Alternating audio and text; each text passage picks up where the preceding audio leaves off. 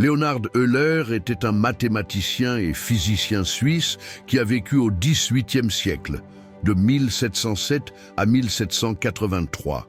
Il était une figure dominante du siècle des Lumières.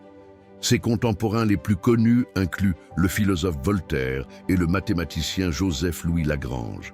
Euler est né à Bâle, en Suisse.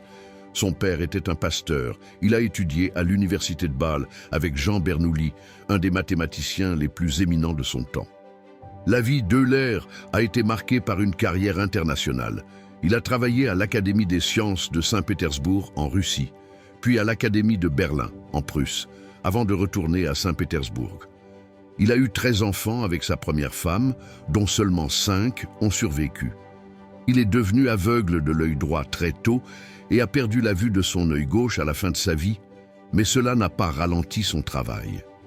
Il a continué à dicter ses découvertes. Les contributions d'Euler sont d'une ampleur immense.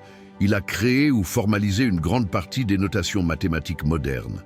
C'est lui qui a introduit la lettre pi pour le rapport de la circonférence d'un cercle à son diamètre, la lettre E pour la base du logarithme naturel, la lettre I pour l'unité imaginaire, le symbole sigma pour la sommation et fx pour la notation des fonctions. En mathématiques, il a fait des découvertes dans presque tous les domaines. En analyse, sa formule U exposant x, cosinus de x plus i sinus de x est l'une des plus célèbres. Elle connecte les nombres complexes à la trigonométrie et l'exponentielle. Il a aussi introduit le concept de la fonction gamma. En théorie des graphes, il a résolu le problème des 7 ponts de Königsberg, posant ainsi les bases de cette nouvelle discipline. En théorie des nombres, il a généralisé le petit théorème de Fermat.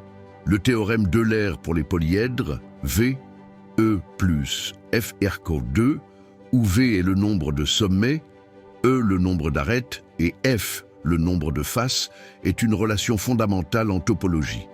Ses travaux ont été publiés dans de nombreux ouvrages. Son Introductio in Analysin Infinitorum, publié en 1748, est un des premiers manuels de fonctions mathématiques. Les Institutiones Calculi Differentialis de 1755 et les Institutiones Calculi Integralis de 1 768 177 ont établi le calcul comme une discipline scientifique à part entière. Ces travaux ont profondément influencé le développement des mathématiques et de la physique jusqu'à nos jours.